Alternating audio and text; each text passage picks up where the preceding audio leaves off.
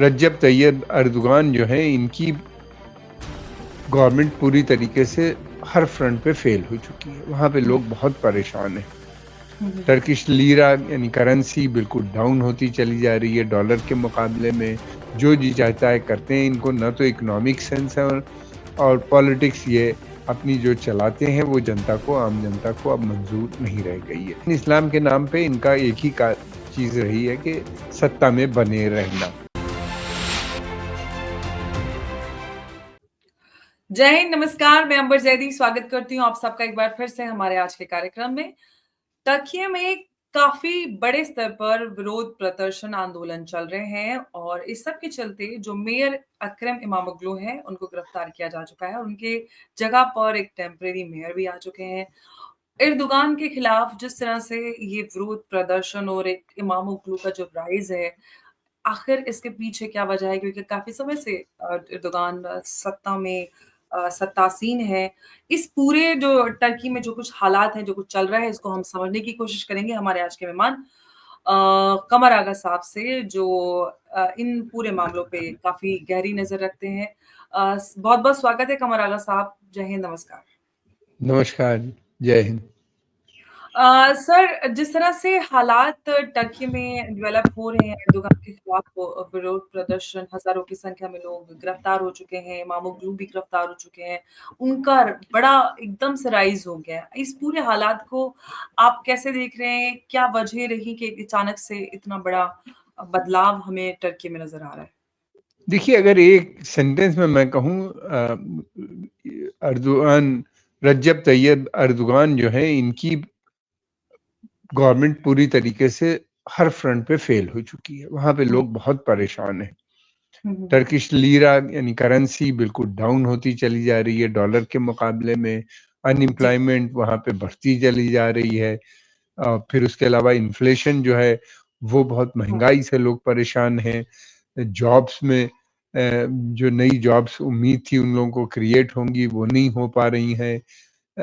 एक बहुत बड़ी इकोनॉमिक क्राइसिस भी है और उसके साथ-साथ पॉलिटिकल क्राइसिस है।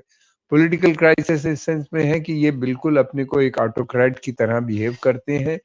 जो जी चाहता है करते हैं। इनको ना तो इकोनॉमिक सेंस है और पॉलिटिक्स ये अपनी जो चलाते हैं वो जनता को, आम जनता को अब मंज़ूर नहीं रह गई है। इस्लाम के नाम पे ये रूल कर रहे थे। इस्लाम जनता वहाँ पे अधिकतर जो बड़ी संख्या में है, वो मुस्लिम हैं, मुसलमान हैं, सीधे-साधे लोग हैं। वो सोच रहे थे कि सही इस्लाम ये इम्प्लीमेंट करेंगे, लेकिन इस्लाम के नाम पे इनका एक ही का चीज़ रही है कि सत्ता में बने रहना। तो ये पूरी तरीके से और फिर ये जहाँ पे के हैं ये इमाम इकरम अकरम जो है, ये जिस पार्ट से को ब्लेम कर ये इस्तांबुल के वो मेयर हैं इस्तांबुल। यही वो जगह है जहाँ से एर्दोगान भी राइज़ किए थे। वो भी मेयर थे प्रेज़िडेंट बनने से पहले और बड़ा इन्हीं ने काम किया था। लोगों ने ये प्रेज़िडेंट बन गए। ये पूरा अनातोलिया का जो रीजन है, यानी एशियन पार्ट आप समझ लीजिए, इसके अंदर लोग काफ़ी कंज़र्वेटिव हैं। और मैं ये वो एक्सट्रीमिस्ट नहीं है। वहाँ पे मिलिटेंट ग्रुप इस तरह से नहीं ऑर्गेनाइज़्ड है या ऑर्गेनाइज़ेशन हो।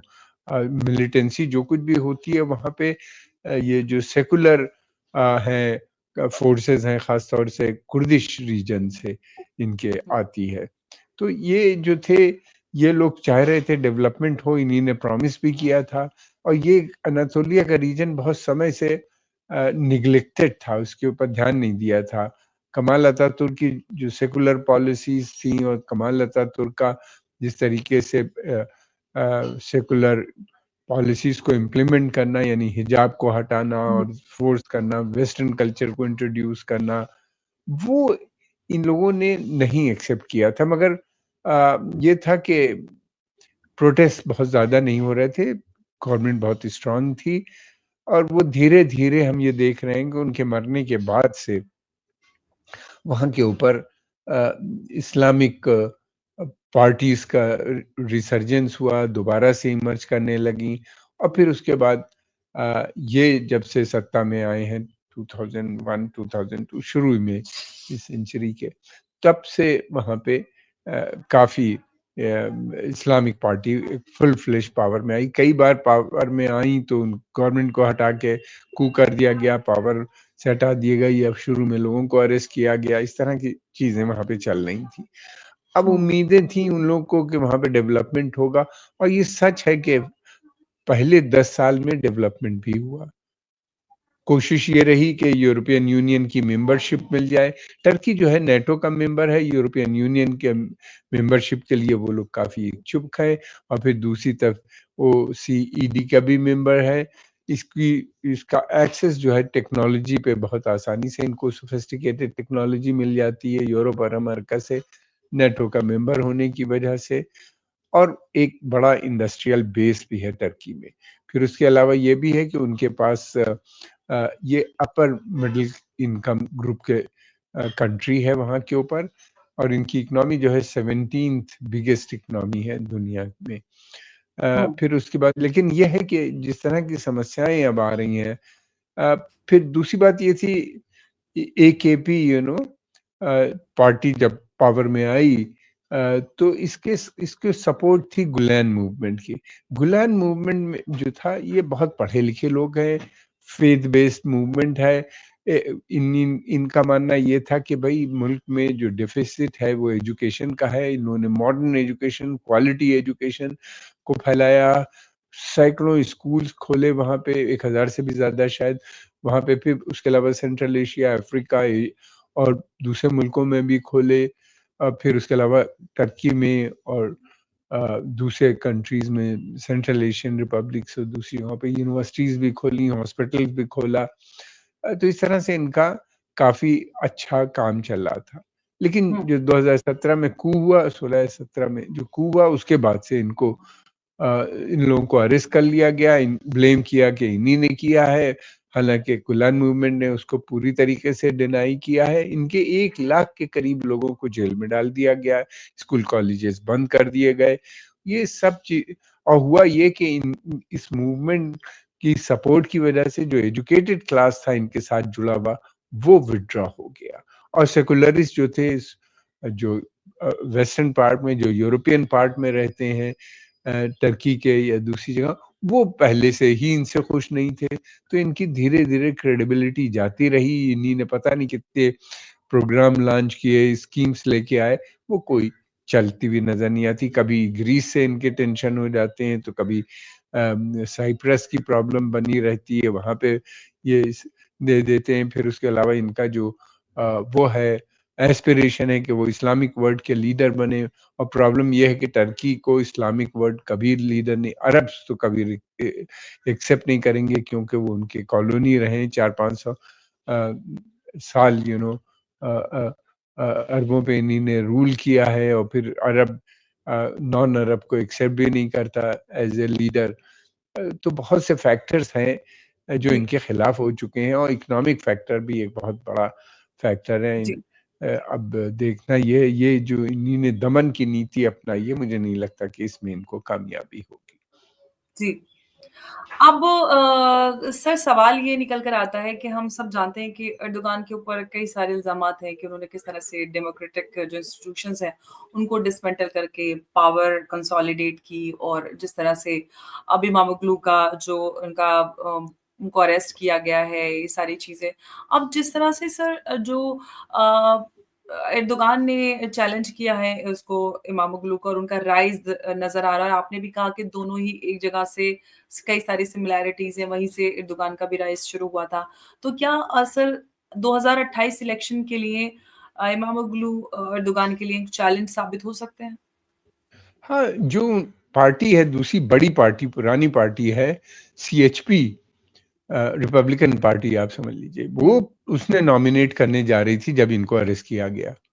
हुँ, और ये बहुत पॉपुलर हो चुके हैं, इनको हराना इनके लिए बहुत मुश्किल होगा अगर free and hmm, fair election हो। और मुझे तो लगता है कि 2028 में इलेक्शन होने, मुझे नहीं लगता, कोशिश जनता की जो होगी कि फौरन इलेक्शन किए जाएँ, जितनी जल्दी हो सकता है इलेक्शन करने की डिमांड होगी। और ये है कि इन्हीं ने जो दमन की नीति है, ये रुकने वाली नहीं, इसलिए कि जनता भी नहीं रुकने जा रही है। ये जो डेमोंस्ट्रेशन है, हालाँकि बड़े पीसफुल हैं, टर्की में हमेशा तुर्क जो है ये काफ़ी डिसिप्लिन कौम है। ये गवर्नमेंट के खिलाफ कभी इस तरह का वायलेंस वगैरह की शिकायत हुँ। नहीं मिली। अतातुर्क से बहुत खुश नहीं थे ये इस्लामिक ग्रुप्स जो थे, इस्लामिक पसंद लोग, लेकिन ये कि उन्हीं ने कभी धरना प्रदर्शन या इस तरह की डिमांड्स भी नहीं की। वो लीडर एक बार जो भी इलेक्ट हो जाता है उसको एक्सेप्ट कर लेते हैं। लेकिन अब हालात इतने बुरे हो गए हैं कि एर्दोगान के खिलाफ जो मुहिम शुरू हुई और उनका जो बेस है वही उनके हाथ से निकला जा रहा है। तो अ, क्योंकि मैं समझता हूँ कि ये प्रोटेस्ट मूवमेंट हर रोज़ बढ़ता जा रहा है और बढ़ता जाएगा, जिस ऐसा लगता है, तो इसमें फिर ये दूसरी तरफ इनकी दमन की नीति बढ़ती जाएगी, तो ये बहुत भयानक रुख लेता हुआ मुझको नज़र आता है। अगर इन्हीं ने बातचीत का दौर नहीं शुरू किया, इमामोगलू को रिलीज़ नहीं किया, कुछ दिनों के लिए तो ये भले दबा ले जाएँ, लेकिन ये कि फिर रीइमर्ज कर जाएगा जल्दी ही और एक बड़ी अ, वायलेंस भी फिर होने की संभावना नज़र आ। सर 1100 प्रोटेस्टर्स अरेस्ट हो चुके हैं, उसमें इमामोग्लू भी हैं और अब जिस तरह से अर्दोगान टर्की में पावर मैनेजमेंट करते आए हैं, इनफैक्ट जैसे कि अब सब उन पे बड़े-बड़े कई सारे इल्ज़ामात हैं। इस सब के चलते सर क्या ये पूरी तरह से ऑटोक्रेसी की तरफ नहीं जाता हुआ नज़र आ रहा है कि पूरी तरह से अथॉरिटेरियन एक उसमें जा रहे हैं? ये बिल्कुल इन्हीं ने अथॉरिटेरियन सेटअप एस्टेब्लिश कर लिया है। जो इनके खिलाफ बोलता है, ज़रा-सा भी इनको शुबा भी हो जाता है, उसको जेल भेज देते हैं, उसके खिलाफ बहुत संगीन चार्जेस लगा देती है पुलिस और बोलने नहीं देते किसी को। इसीलिए ये स्पॉन्टेनियस जैसे ही इन्हीं ने अरेस्ट किया, हर शहर में प्रोटेस्ट डेमोंस्ट्रेशन हो गए। ये इस बात को दर्शाता है कि लोग एक तो चाहते हैं कि डेमोक्रेसी रहे, रूल ऑफ लॉ में उनका विश्वास है और ये भी दूसरी तरफ ये कि इनसे इतने परेशान हो चुके थे कि फ़ौरन इतना बड़ा डेमोंस्ट्रेशंस शुरू हो गए चारों तरफ। और ये इस बात दूसरी बात ये है कि इस तरह के जो स्पॉन्टेनियस होते हैं डेमोंस्ट्रेशन इनको कोई ऑर्गेनाइज़ नहीं कर सकता। ये तो खुद से हो जाते हैं।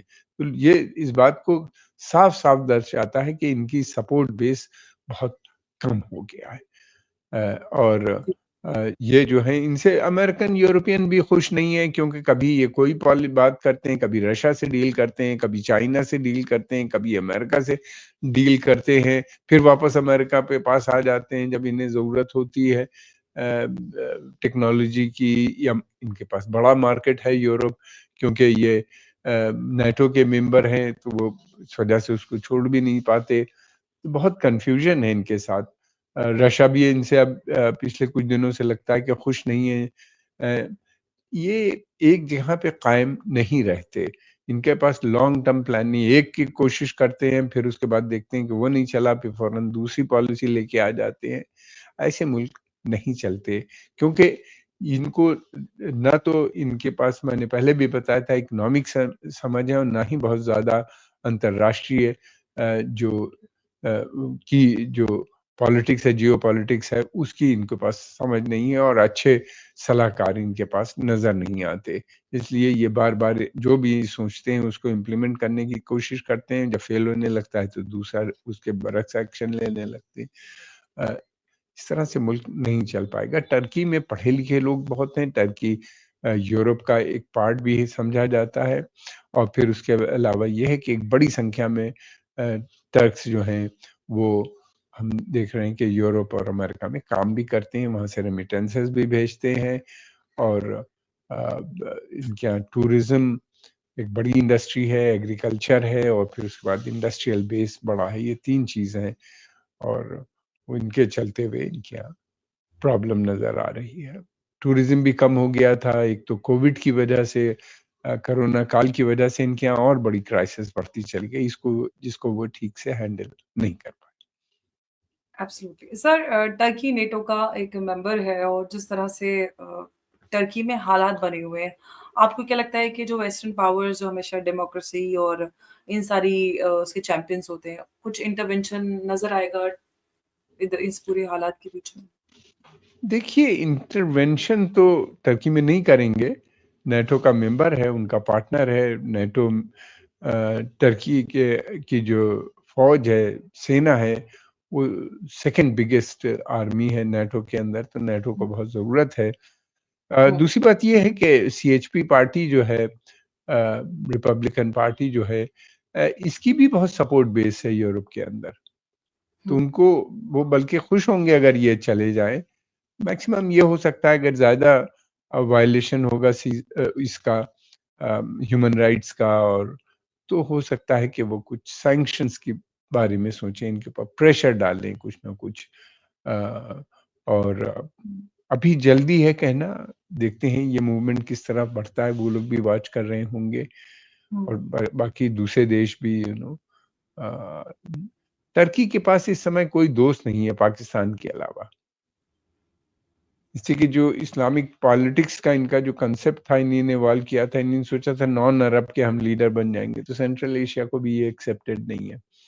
उनको लगता है कि ये तुर्क होने की वजह से उन पे डोमिनेट करेंगे, क्योंकि सेंट्रल एशिया में अधिकतर देश जो है उसमें अ, अ, जो है तुर्कों की पॉपुलेशन ज़्यादा है, तुर्किश स्पीकिंग, और यहीं से निकल के वो टर्की भी गए थे जो देश बना बाद में। पहले तो उसका नाम कॉन्स्टेंटिनोपल था, कुस्तुनतुनिया जिसे कहते हैं।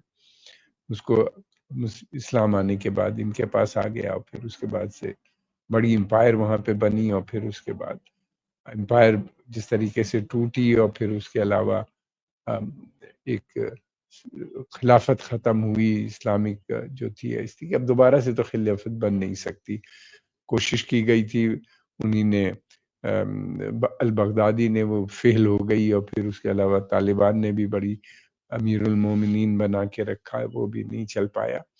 तो वो तो संभव नहीं है, और ये जो सोचते हैं कि बार-बार कि हम एक बड़े लीडर इस्लामिक वर्ल्ड, मुझे नहीं लगता कि इनको कोई एक्सेप्ट करेगा वहाँ के ऊपर, किसी भी इस्लामिक देश में। हाँ, पाकिस्तान भले जो कि अ, तुर्की भी पाकिस्तान के तर्ज पे आगे बढ़ता हुआ नज़र आ रहा है।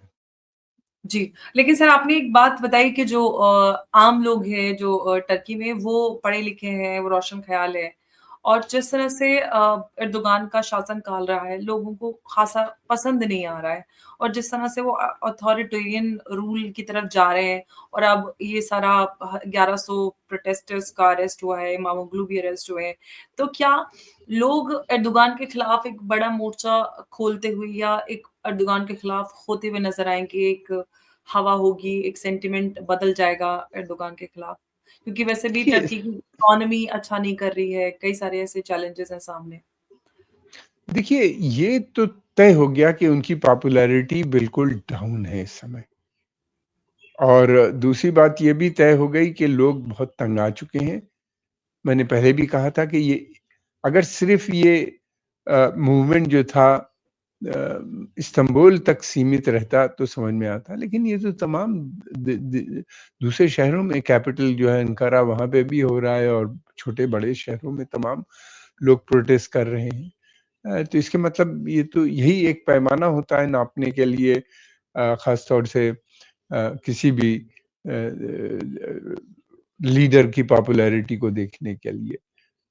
और मैं ये नहीं कह रहा हूँ कि इनके पास लोग नहीं, इनकी पार्टी है, पार्टी में लोग हैं, ये काउंटर डेमोंस्ट्रेशन भी कर सकते हैं पुलिस वगैरह की मदद से। लेकिन ये कि अगर इस तरह की, और दूसरी बात ये कि जो दमन की नीति अपनाई है, अगर वो हुँ, ये सोच रहे हैं कि इतने बड़े मूवमेंट को दबा ले जाएँगे, हो सकता है कुछ समय के लिए। नहीं तो अगर बहुत ज़्यादा उन्होंने सेना या पुलिस फ़ोर्सेस का इस्तेमाल किया, तो फिर मिलिटेंट मूवमेंट भी इमर्ज होने की संभावना हो सकती है। इसी की एक चीज़ और भी है, ये किसी भी सूरत में सत्ता देने के लिए तैयार नहीं है, और अगला इलेक्शन, पिछले इलेक्शन पे भी बहुत से सवालात थे, और अगला इलेक्शन ये रिग भी कर सकते हैं, इस तरह के लोगों को भय वहाँ पे मौजूद है। जी सर जिस तरह से हमने देखा है कि 2016 के बाद से ये जो जिस तरह से आफ्टरमैथ्स रहे, हम सब जानते हैं जो भी टर्की का इतिहास है उस सब को लेते हुए। तो आपको क्या लगता है कि आने वाले सालों में जो पावर बैलेंस है या वो जो शिफ्ट है, वो अथॉरिटेरियन और ज़्यादा हो जाएगा या फिर हम कुछ डेमोक्रेटिक हम सेटअप या रूल्स को हम बहाली होते हुए देखेंगे? जिस तरह से हमें बदलाव नज़र आ रहा है, किस तरफ जाएगा भाई ये टर्की? कहना बड़ा मुश्किल है। लोग चाहते हैं कि वहाँ पे डेमोक्रेसी हो, रूल ऑफ लॉ हो, एक बड़ी संख्या में वहाँ पे लोग हैं। वो इसीलिए चाहते हैं कि यूरोपियन यूनियन से जुड़ा जाए ताकि यूरोपियन यूनियन के जो स्टैंडर्ड हैं डेमोक्रेसी, ह्यूमन राइट्स को लेके वो वहाँ पे इम्प्लीमेंट हो। लेकिन वो लोग ये भी समझ गए हैं कि यूरोप कभी एक्सेप्ट नहीं करेगा टर्की को। और टर्की एक मुस्लिम देश है और फ्रेंच प्रेसिडेंट, मैं नाम भूल रहा हूँ, इससे पहले काफ़ी पहले थे, उन्हीं ने जब इन लोगों ने अप्लाई किया था तभी उन्हीं ने कहा था कि Islam has no place in Turkey, this is basically a Christian countries, you know, it's a club of Christian countries, this what he main. लेकिन ये है कि वो ये चाहते थे कि डेमोक्रेसी रहे, लोग भी चाहते हैं कि वहाँ पे डेमोक्रेसी और रूल ऑफ लॉ रहे। काफ़ी परेशान आ चुके हैं, कई बार आर्मी का कू हो चुका है और फिर जिस तरह के की रिजीम्स आई हैं बहुत सख्ती से निपट रही थी। AKP के जो फर्स्ट 10 ईयर्स थे, 10-12 ईयर्स, उसमें काफ़ी डेमोक्रेसी स्ट्रेंथन हुई थी, उसमें काफ़ी वो गुलान मूवमेंट का बहुत बड़ा कंट्रीब्यूशन था और इनकी एस्पिरेशन भी थी कि ये यूरोपियन यूनियन के मेंबर बने, उसको देखते हुए वो यूरोपियन स्टैंडर्ड को लगा रहे थे। लेकिन फिर बाद में उनको उन्हीं ने अर्दोगान ने अपने अपोनेंट्स को एक-एक करके हटाना शुरू किया, गुलान मूवमेंट को सप्रेस किया और धीरे-धीरे ये भी अथॉरिटेरियन होते हुए नज़र आए। लेकिन ये है कि अगर पॉपुलर मूवमेंट को आप सप्रेस करते हैं, तो फिर खतरा होता है इस बात का कि वहाँ पे violent movement, underground militant movement ना खड़ा हो जाए। इसलिए कि इनकी सपोर्ट बेस है नहीं, बहुत श्रिंक कर गया है और फिर दूसरी बात ये है कि लोग भी इस सिस्टम से तंग आ चुके हैं। जी। सर, आप ग्लोबल पॉलिटिक्स को काफ़ी क्लोज़ली ऑब्ज़र्व करते हैं और अगर हम टर्की की बात करें तो आपको क्या लगता है कितने रियलिस्टिक चांसेस हैं कि ये जो ऑपोज़िशन ग्रुप्स हैं टर्की में, वो अर्दगान के खिलाफ इमर्ज कर जाएँगे आने वाले समय में, जल्दी या थोड़ा ज़्यादा समय लगे? कितने चांसेस हैं कि ग्रुप इमर्ज करेंगे? देखिए, ऑलरेडी इमर्ज होने लगे। इनको एक तो जो कुर्दिश पॉपुलेशन है जो काफ़ी बड़ी वहाँ पे संख्या में है, उसकी जी। कोई सपोर्ट इनको नहीं रह गई है। हुँ। बहुत छोटा-सा सेक्शन है जो इनके साथ है, बहुत ही छोटा-सा। फिर उसके बाद टर्की के अंदर जो ग्रुप्स हैं, जो पार्टीज़ हैं, उनका वो सभी चाहती हैं कि ये अब इनको वहाँ से पैक किया जाए, इनको इनके खिलाफ हो चुकी हैं।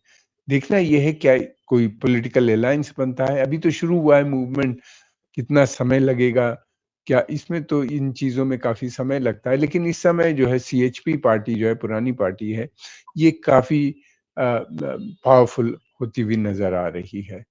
जनता में भी इसका सपोर्ट बेस बहुत बढ़ गया है और ये मूवमेंट अगर जैसे-जैसे बढ़ रहा है वैसे-वैसे इनकी सपोर्ट बेस भी बढ़ती चली जा रही। 2 कारण से, एक तो अपोज़िशन में रहे ये लोग हमेशा डिमांड उड़ाते रहे। दूसरे इकरम अकरम इमाम के जो पॉलिसी रही है और जिस तरीके से उन्होंने लीडरशिप का डेमोंस्ट्रेशन किया वहाँ के ऊपर इस्तांबुल के अंदर, वो एक नेशनल लीडर बन गए हैं। तो उनकी वजह से भी पार्टी को बहुत सपोर्ट मिल रही है और वो किसी तरह का कंप्रोमाइज़ करने पे एर्दोगान के साथ तैयार नज़र नहीं आते। उन्हीं ने जेल जाना पसंद किया रादर के कोई कंप्रोमाइज़ या रिज़ाइन करते, इस तरह की बात।